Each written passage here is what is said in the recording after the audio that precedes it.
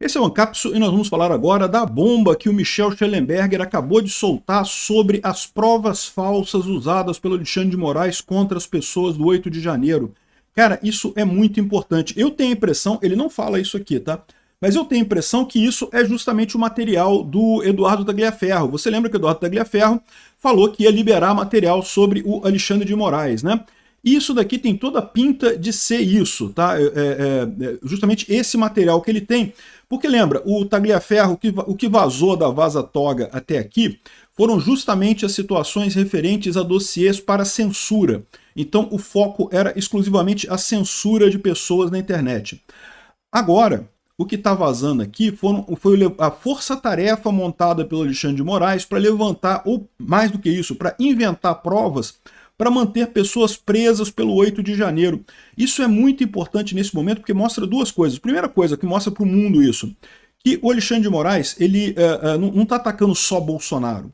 Se fosse, lá fora estão querendo vender a ideia de que o Trump colocou a Magnitsky no Alexandre de Moraes porque o Alexandre de Moraes está tentando atingir o Bolsonaro. Não é só o Bolsonaro, são milhares de pessoas aqui no Brasil sofrendo torturas na mão desse idiota, né? E segundo, se você olha o que tem aqui, percebe-se claramente o absurdo que foi essa história toda, como esse processo foi absolutamente político, tá? Vamos entender esse caso aqui. Essa notícia foi sugerida por Ei Nerds Trunks, Peter aqui, Dino Sfati e as Relíquias do Buffet, e várias outras pessoas. Obrigado aí ao pessoal que sugeriu notícias lá no nosso site, no visãolibertaria.com, e obrigado a você que está assistindo o nosso vídeo. Se você gosta do nosso conteúdo, por favor, deixe o seu like, se inscreva aqui no canal, né? Pois bem, o Michel Schellenberger soltou esta bomba, vamos dar uma olhada nela aqui agora. O relatório é muito grande, está nessa coluna aqui que é acessível publicamente, foi escrito pelo David Agape e pelo Eli Vieira, então tem muita informação aqui, mas a gente vai dar uma olhada nos principais pontos, né? O principal ponto dessa história é que, de novo, o mesmo modus operandi que o Alexandre de Moraes usou na Vaza Toga para censurar pessoas, né? Então lembra como é que foi a Vaza Toga, né? Aquele conjunto de mensagens que vazou do celular do Eduardo Tagliaferro e que foi publicado pelo Glenn Greenwald, né, na Folha de São Paulo, em que mostrava como é que foi o processo de censura do Alexandre de Moraes contra a direita aqui no Brasil. Então, basicamente, dizia claramente que não tinha... não era como se o Eduardo Tagliaferro tivesse uma equipe para buscar posts polêmicos ou posts... Não. Era denúncia. O Alexandre de Moraes já mandava, olha, eu quero achar coisa sobre isso daqui. Aí o que a equipe dele fazia era dar uma busca para ver se achava alguma coisa daquela pessoa que pudesse ser usada como prova, e bastava um print, um negócio, né? O próprio pessoal falou, vocês lembram? Não, use a sua criatividade, pegue uma crítica mais ácida, use a criatividade, não sei o que lá. Ou seja, ele pegava absolutamente qualquer coisa para montar o relatório e isso servia como base para o Alexandre de Moraes censurar a pessoa, pedir derrubada da conta e várias outras coisas, né? Ou seja, isso já é um absurdo, mas veja, esse negócio da Vaza Toga, o que a gente tinha até aqui era sobre censurar pessoas. Agora a gente descobre que esse mesmo modus operandi foi usado exatamente num grupo de força-tarefa do 8 de janeiro, que o Eduardo Tagliaferro também fazia parte, e que era usado para tentar manter pessoas na cadeia. E o processo era exatamente o mesmo. Vocês lembram como é que foi o 8 de janeiro, né? Teve lá o quebra-quebra, aquele negócio todo, e no dia seguinte a polícia, inclusive com a ajuda do exército, botou os manifestantes todos em ônibus e foi todo mundo preso. Foi todo mundo para Papuda, todo mundo preso. E isso tinha um problema, por quê? Porque teve um monte de gente que estava no acampamento que nunca foi na manifestação, que não estava na manifestação, que não tinha nada a ver com aquilo, né?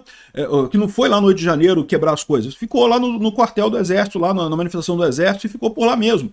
Teve gente que até foi para Brasília para participar da manifestação, mas chegou só depois, não fez parte da manifestação, né? Essas pessoas, por óbvio, não têm nenhuma ligação com o que aconteceu no 8 de janeiro, né? Mas, no entanto, foram presas. E aí, qual que foi a lógica do Alexandre de Moraes nesse caso? Ele mandou caçar alguma coisa dessas pessoas. Então, aí, olha só, teve gente que ficou presa porque teve post criticando o Lula. Aqui, ó. Por exemplo, a Força Tarefa de Moraes denunciou um caminhoneiro por uma série de postagens no Facebook que criticavam Lula e questionavam as eleições de 2022. A acusação contra ele foi abolição violenta do Estado Democrático de Direito. O homem passou 11 meses e 7 dias na cadeia sem nunca ter cometido um único ato violento. Ele não quebrou nada, ele não fez nada lá em Brasília. O que tinham contra ele, o que tinha de prova contra ele, vasculharam as redes sociais dele e acharam posts em que ele criticava o Lula. É isso aí. Criticar o Lula, abolição violenta do Estado Democrático de Direito, né? Um outro homem foi preso porque uma única postagem no Instagram, a postagem dizia: fazer cumprir a Constituição não é golpe. E no entanto, acusaram ele de fazer o que? Tentativa de golpe. Não, você dizer que fazer a Constituição não é golpe, quer dizer que você quer dar um golpe, né? Olha a loucura desse tipo de coisa, né? Como é que são coisas frágeis, né? E aí, de novo, isso tudo são provas ilegais, porque lembra, a prova tem que partir de uma investigação real em cima dos fatos que aconteceram no 8 de janeiro. Não vasculhar a rede social da pessoa e achar qualquer coisa que seja uma crítica ao governo e considerar que isso é derrubar o Estado Democrático de Direito. Caramba! Aqui, ó. Em outro caso, um vendedor ambulante de 54 anos do Sul, no Brasil, nem estava presente nos distúrbios do 8 de janeiro. Chegou mais tarde naquela noite no acampamento e acabou sendo preso no dia seguinte. E ele chegou em frente ao QG do quartel para vender bandeiras e camisas. Ele não estava lá para participar de nada, queria vender bandeira e camisa. A polícia o deteve, a Força-Tarefa emitiu um relatório secreto no qual foi usado como base para justificar que ele permanecesse preso por tweets de 2018 criticando Lula e o PT. Eles não acharam nada dele criticando 2022. Não acharam nada dele criticando o governo Lula, ou Alexandre de Moraes, ou qualquer coisa atual. Acharam um tweet de 2018, ele criticando o PT. Isso já foi considerado golpe de Estado, no final das contas, para efeitos de prender o cara, né? E tem várias coisas aqui, uma quantidade enorme de evidências que são absurdas, né? Aí tinha um grupo secreto de WhatsApp que o pessoal que era da Força Tarefa, né? Aí o pessoal aqui, ó, a PGR pediu a liberdade provisória para eles, mas o ministro não quer soltar sem antes a gente ver as redes sociais se tem alguma coisa. Ou seja, o Alexandre de Moraes, meu amigo, olha só, lembra aquilo que eu falo para vocês sempre, né? Em tese, o processo acusatório no mundo civilizado, né, no Estado Democrático de Direito, você tem a procuradoria, que é a acusação, que é quem acusa a pessoa, você tem a defesa, que é o advogado da pessoa, o juiz é o cara isento, que vai julgar qual dos dois lados está certo. Quando a PGR vira para o juiz e fala, olha só, esse cara, libera ele, não tem nada contra ele, não tem nada demais, era para o juiz fazer isso imediatamente, porque se nem a parte que está querendo acusar quer acusar o cara, quer manter o cara preso, que base tem o juiz para manter o cara preso? Não tem nenhuma. A defesa certamente vai ser a favor de libertar o cara. Então, ou seja, quando a procuradoria chega e pede a liberdade de alguém, era para o juiz fazer isso automaticamente. Não precisa nem pensar, porque, em tese, o juiz é a parte neutra dessa história, né? Não é a parte que está de um lado ou de outro. Mas o Alexandre de Moraes, a gente sabe o que acontece, né? Ele é mais procurador que o Procurador-Geral da República, né?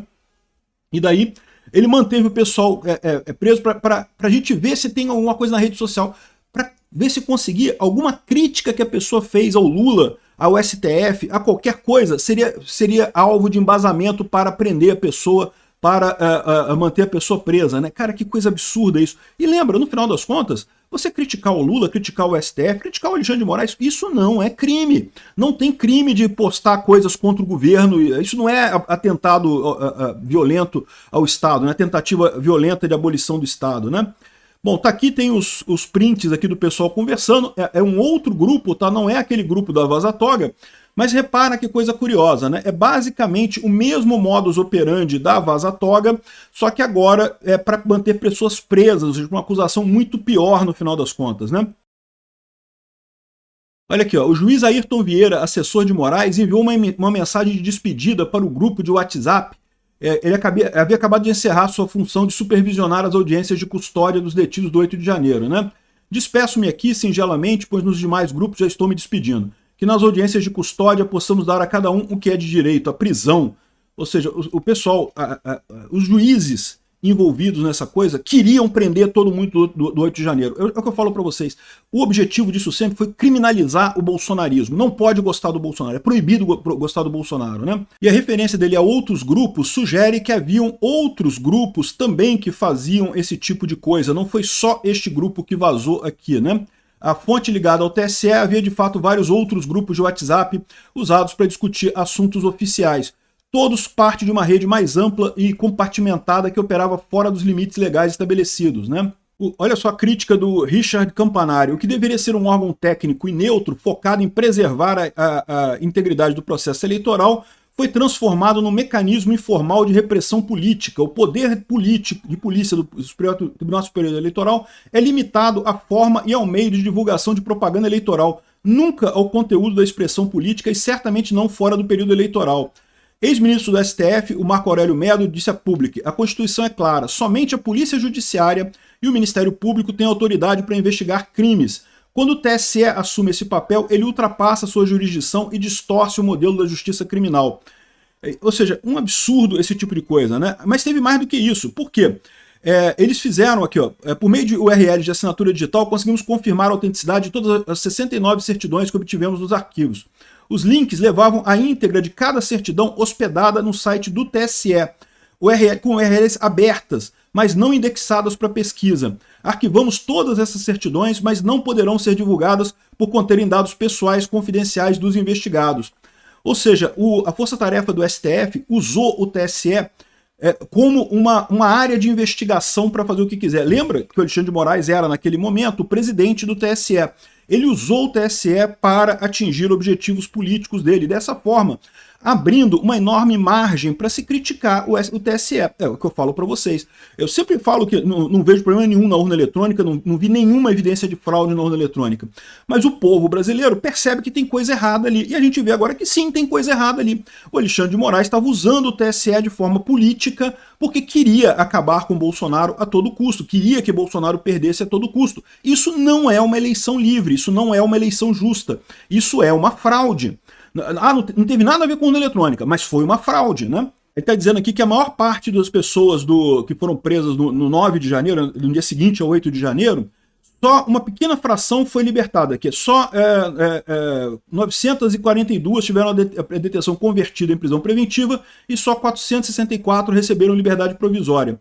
E a base que eles fizeram com isso foram essas certidões em que classificariam essas pessoas como golpistas. Por quê? Porque tinham justamente críticas ao governo Lula, críticas ao STF e elogios ao Bolsonaro. Bastava isso para você ser considerado um golpista, né?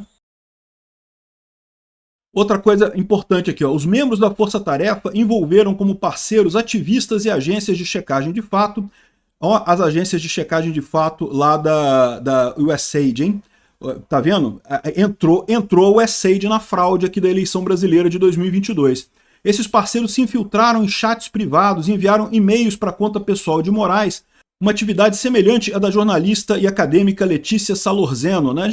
Teve uma coisa sobre isso também, que ela enviava lista de pessoas que seriam críticos do Alexandre de Moraes, críticos da esquerda, né?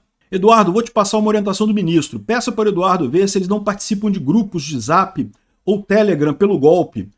Boa noite, vou verificar, só peço um tempo porque o volume é grande e a consulta é complexa. Ele quer para segunda-feira. Posso pedir para parceiros, até onde fomos não constam, mas por que grupos? Porque grupos são abertos e nomes fictícios, porém com parceiros podemos ter uma chance, uma vez que eles têm tem gente infiltrada em grupos privados, igual ao caso dos empresários, né? Então lembra lá o caso dos empresários, o WhatsApp dos empresários, que vazou os empresários. Isso é justamente as agências da USAID, né, que foram patrocinadas pelo governo Biden, que infiltraram nesses grupos e ficavam postando coisas, tirando coisas de lá para passar para o Alexandre de Moraes. Mas repara, isso daqui, você ter um infiltrado em grupo e tirar informações de grupo, isso por si só não é uma coisa muito grave. O que é grave é o Alexandre de Moraes assumir que isso é prova de que você é um golpista. Não é, pô. Você comentar alguma coisa contra o Lula não quer dizer que você é golpista, caramba, né? Enfim, impressionante a coisa toda aqui. Tem muito mais informação aqui. Eles estão dizendo aqui, ó, que usaram ilegalmente um banco de dados biométrico. Eu aposto que é o banco de dados do TSE. Olha o absurdo que é o problema. Olha o problema que isso vai dar para o TSE, tá? Uma equipe grande pra caramba que lida com essas coisas lá, o pessoal vai estar implicado nessa história aqui, né? Foi usado de forma indevida por conta do Alexandre de Moraes.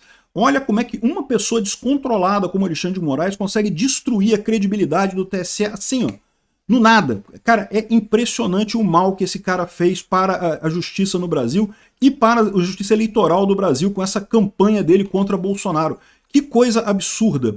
Então, muito importante essa revelação aqui. Pode ter certeza que isso aqui, cara, isso aqui é uma coisa absurda, completamente absurda, e mostra mais uma vez aquilo que todo mundo já sabe, que o Alexandre de Moraes está fazendo isso por pura birra política. Ele quer prender Bolsonaro, ele quer tornar o bolsonarismo proibido no Brasil. É um julgamento show, é um julgamento para dar uma lição no povo brasileiro e coisa e tal, que não pode votar em Bolsonaro e coisa e tal. E ele não está conseguindo, né? Esse é o grande dilema desse pessoal. Isso aqui certamente vai dar muito mais força para Magnitsky contra ele e outras punições contra outras pessoas também.